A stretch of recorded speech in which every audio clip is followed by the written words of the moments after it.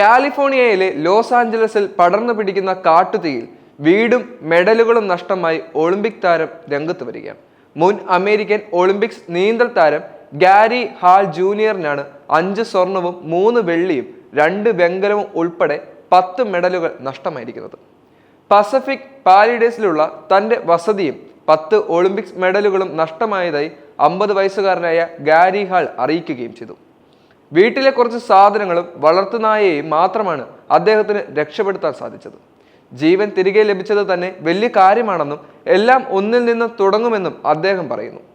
2000-ൽ ഡിസ്നി ഒളിമ്പിക്സിലും 2004-ൽ ഏതൻസ് ഒളിമ്പിക്സിലുമായി 50 മീറ്റർ ഫ്രീ സ്റ്റൈൽ നീന്തലിൽ സ്വർണം നേടിയ താരമാണ് ഗാരി ഹാൾ ജൂനിയർ.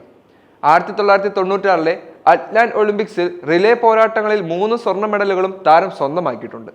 5 സ്വർണത്തിനൊപ്പം 3 വെള്ളിയും 2 വെങ്കലവും താരം നേടി.